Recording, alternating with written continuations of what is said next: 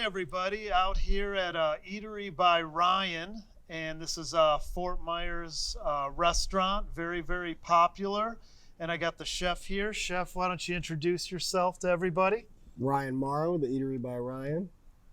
And how long you been in business, Chef? Coming up on 7 years already. Wow. Yeah, Time flies. So I was going to ask you, with your experience of opening this place, did you come from like a culinary school background? Nothing. So I just love self-taught. food. But, I was in the restaurant business at a very young age. I was washing dishes at a family-owned place at 13. Gotcha. So, me Plus, too. I started as a dishwasher. Right.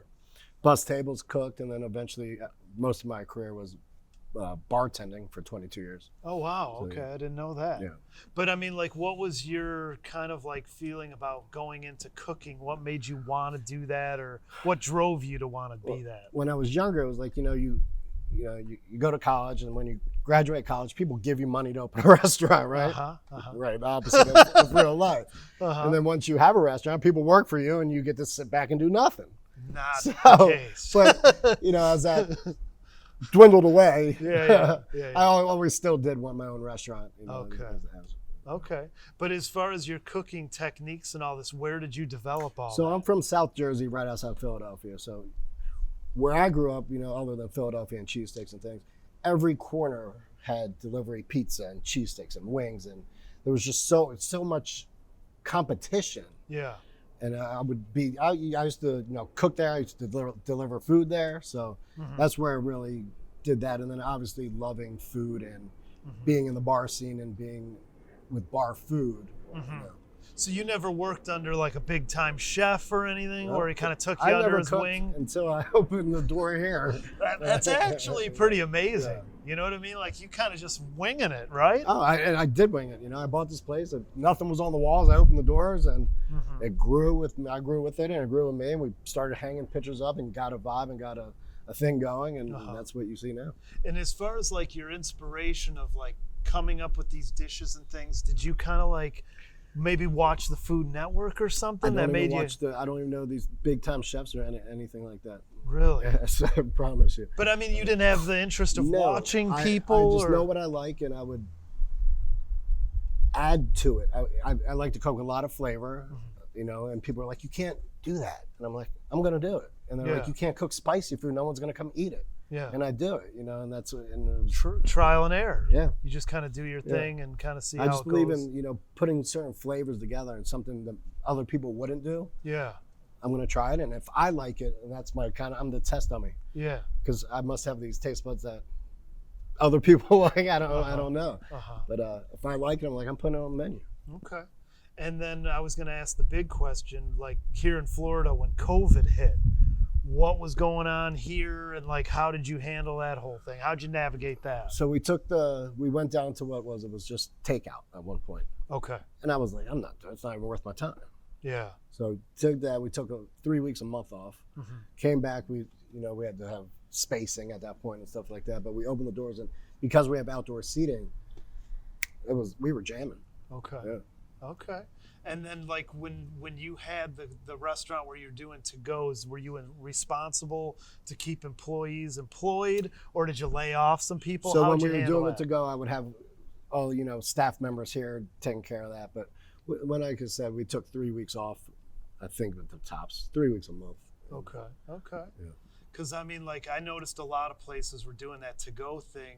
Like if you think about places like New York, Boston, Chicago, I felt like those places that were doing that, the rents were so high, there was no way they were going to make it through that. Right. You're not going to make it on to-go food. No, that's why I said it was, and I hate to say that, wasting my time, but it was just not worth coming in for that, And during COVID, did you actually get sick? Did you have that thing where you can't smell and taste? I didn't. I got it way after COVID. Okay. And I did have to take 10 days off or something like that. And did you have the smell and taste thing? I couldn't taste anything. Oh, it was actually man. everything. I started eating, and that's how I knew it was coming down with it. Yeah. Everything was tasting funny. I'm like, it's not right. Right. This isn't right. Right. And then I was scared I wasn't going to get it back. Yeah, but other than that, did you have like the fever? Did you I have had the chills. Okay. Oh man, the chills are bad. And then it was almost like one day, it was one symptom, Next day, a different symptom. And the next day, a different symptom. It wasn't continuous for everything. Wow.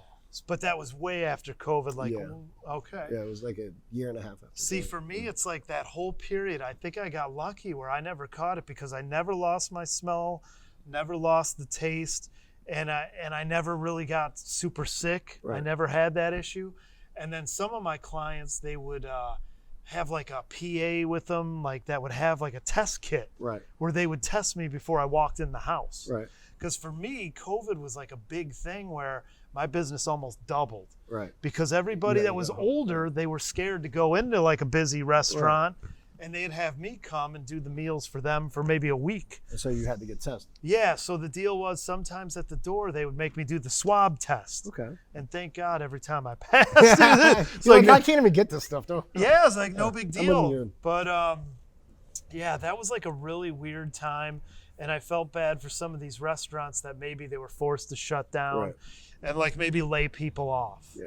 But I mean, I'm glad to hear that you didn't have to do that. No, we're very fortunate. And I want to say, like, I've eaten here and I think your food is great. And I want to say, like, with your clientele, would you say it's like a younger crowd, like college kids?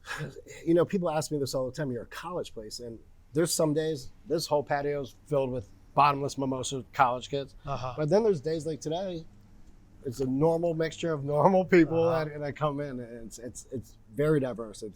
How did you do with advertising? Like, when you first opened, did you do a lot of I promoting? didn't. I tried to share things on Facebook like normal Yeah, people. yeah. And then as I kept going, I learned what works, what doesn't work. And now, I do a lot of radio. Mm-hmm. I find that works, especially Okay. like ESPN and Okay. the morning shows. All right. Things like that. Getting on TV helped a lot. Okay.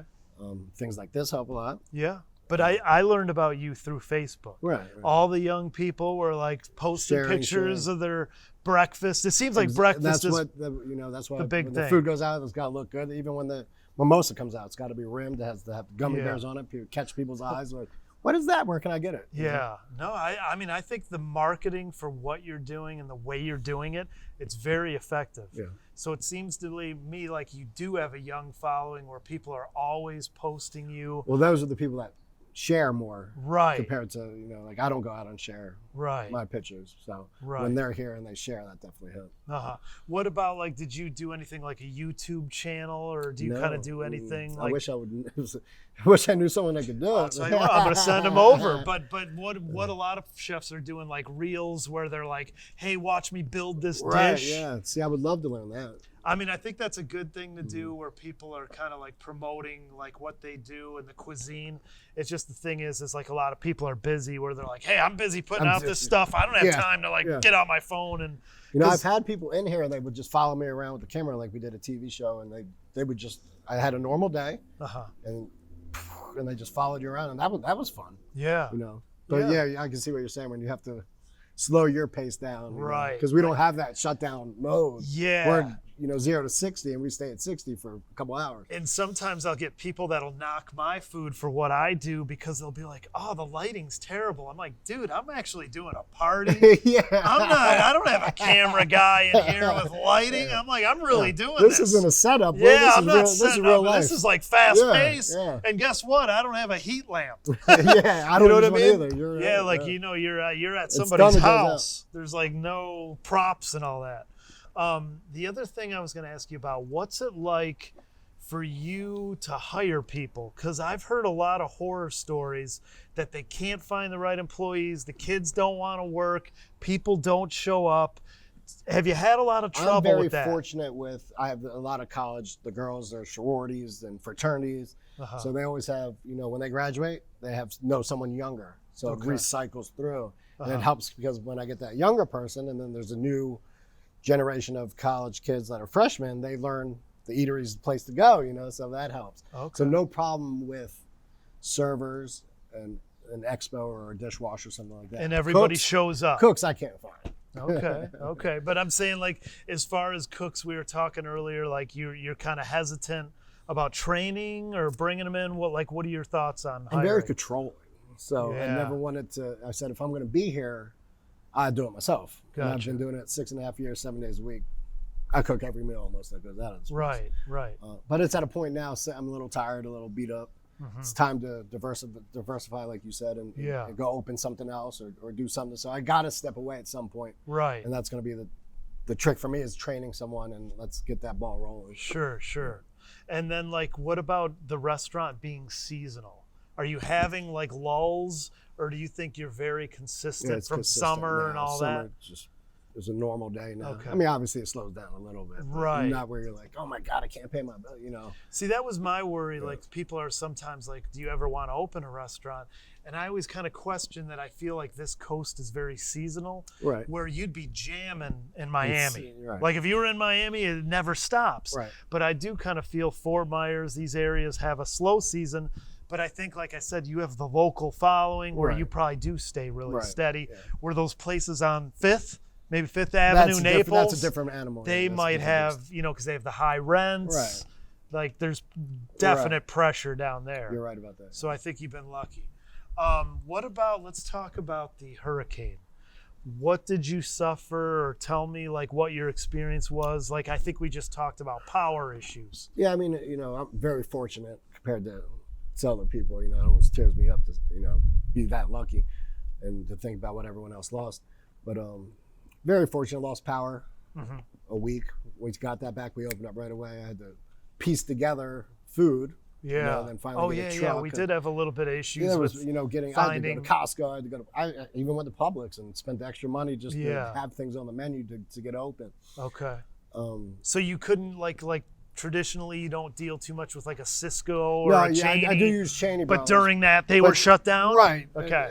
Some things I couldn't get, you know, and then to open, I didn't have the truck that day. Had a truck a couple days later. Okay. You know, but replenishing a whole kitchen is like I would guess like a blessing for you is Restaurant Depot. Yeah, of course. And because they have everything. They have everything, but they're still struggling because they didn't have power.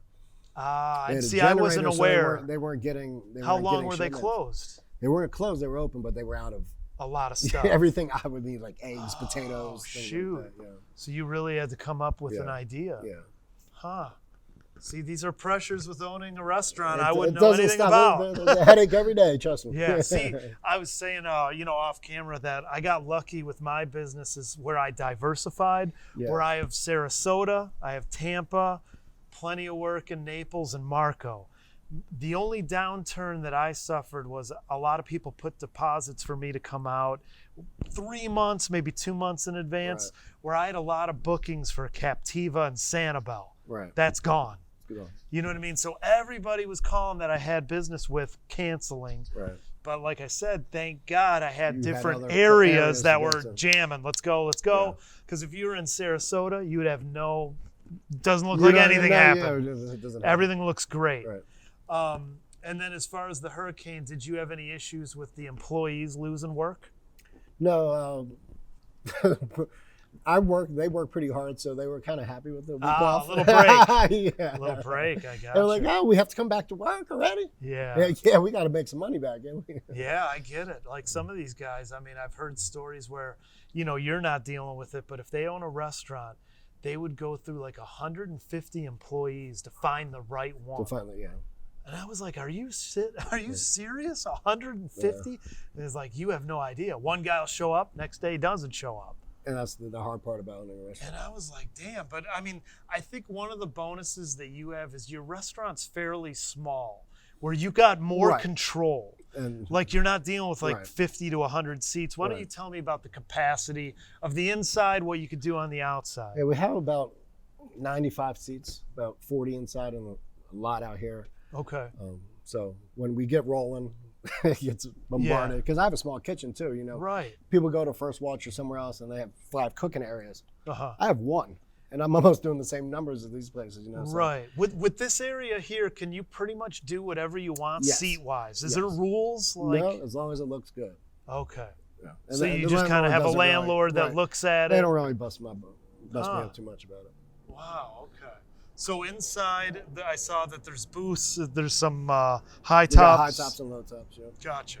I mean, I think it's a great setup. And it's like, I'm just wondering with a restaurant like this, if you can hire someone to run the kitchen a little bit better and like not that you don't do it good, but like you trust somebody. Right. But if you stepped away, what would be your next plan of Would you So- open another one, or what do you think? I wouldn't do the same thing. It's too complex of a menu to do again. Quality of life is great. Yeah. Getting off work at 3, 4 o'clock every day and being able to go home to your kids. Yeah, Fantastic. that is You cool. know, being in this business, we don't really see that. Right. So right. it's weird adjustment for me to have that. But I'm a go-getter, so I always want, like it's fun, but I'm home too much, I feel like. And nobody would ever say that. But next step is a toss-up. Do I do a quick, like a cheesesteaks and wings? Okay. And like a takeout, like a Crux or something like Right. that. Right. Or do I want to do my all-time goal was, I want a bar. Okay. I was a bartender for 22 years before this. So. Okay. So you kind of missed that. Yeah, not the bartender, But that and kind then of. you gotta think food cost is what it is nowadays. You know that. And Yeah. liquor still has that markup on it. So. Yeah. With your place, I know you serve beer, right? Yeah, beer and wine and. Is that popular? Do a lot of people drink beer in the afternoon and morning? We do Bloody Marys and bottomless mimosas right when we open the door every day. And people order it. They want it. All day, every day. Yeah. Okay. I see. I don't know what that's like. It's pretty impressive sometimes. Okay. And then with your business plan, what made you decide that, hey, I only want to do breakfast and lunch? Is it just because you want that family balance, like where you're actually home? At first I was, and I even for a brief time did open nighttime. I You was just planned seen on it. it wasn't. And then I had someone running nighttime so I could go home and do things like that. And then he ended up leaving, and then I was like, I don't want to do it. Right. And then I saw how much money I was making without having to pay a cook at nighttime, and Uh-huh. then having that night off, I was like, this is a good lifestyle for a little bit. But do you think you could have done a night thing I and could been have. successful? If I was here and I was, hands on and put my all into it, yeah. Well, definitely could. what do you think the hours would have been? Like shut down? Oh, I would just run a regular till 10 o'clock. Yeah. Okay. Because I do feel like there is a bit of a bar crowd that maybe I kind of feel like this area is lacking. Yes. We need a place that's open till like 2, 3 in the morning Right. that There's serves not that awesome many- food. Right. So, not to give people tips on how to get rich, but if I had a restaurant, I would love to do like a tapas kind of Right. menu Mhm. where it's like small bites, really good high-end stuff, Right. but close at like 2, 3. Because people still go, especially hospitality people. Yeah. Those are the 'cause- people spending the money. They go out after work. Yeah, I mean, not to knock Denny's, but I don't want to go there. I mean, late night. And you can't get a cocktail either. Right. So if I were to ask you, like, what would be like a future goal of yours, or do you have a goal in mind now that you're here and you're comfortable? What do you think? Probably would be a bar with That's your food. big thing. Yeah. Okay, so That's definitely not another restaurant. Well, I mean, a bar But with a you right, said the correct, wings and yeah. whatever. No, I would definitely do. I have, menu items that I don't have here because it's not nighttime. So Okay. I would love to be able to do that, Yeah. but also have a restaurant bar. See, I think like a big thing that could be like a food truck. Did anybody kind of push you into like maybe trying all something? the time. I still all the time. But you don't really want to do that. No, I see people that have food trucks, know people that have food trucks, and It's just not. either they love it or they're like, "What the hell did I get myself into?" See, the big complaint I hear, it's like too hot in there. The stuff breaks all the time. You got to be like handy. Well, people are like, "Oh, it's low overhead. I'm going to make so much money," but then you have to go out to certain places. You have to pay them to be there, Right. and then you have to sell that food. Right. Make sure you get that out the window. Yep. The other thing, like I think a lot of people don't understand about food trucks is you can't just park anywhere and start making money. No, you can't go. There's rules. Right. Like I'm Like people sure. are like, there should be a food truck on 4 Mile Beach before the hurricane, but you can't. Or Right. go downtown. Why can't you go downtown and just open Right. park in the parking lot? Right. Not allowed. Right. And the big area like in Naples, that Celebration Park. Celebration, yeah. So what I hear about that is they rotate. Like you Right. can't just think, hey, I'm going to be here Be for there a week. You're right. It doesn't work And like you have that. to pay to be there. Right. So that was the big thing. Like people were like telling me for a pandemic, dude, you got to do the food truck. I'm like, dude, you don't understand. Yeah. It's just not going to work here. Like I was saying, like another coast like Miami, I think maybe you do a little more business doing that kind of thing out there. Right. Or like a Tampa. Tampa, yeah. But, well, look, man, I think you're jamming here. I think you got the recipe that is making things work for you here. Thank you. And I'm going to continue to follow your career, man. And I wish you the best. And And thanks you're for gonna take coming me for on, a man. ride on the Lambo. Yeah, we're going to do the Lambo for sure. Thank you. All right, man. Thanks I for coming appreciate on. it. Thank you.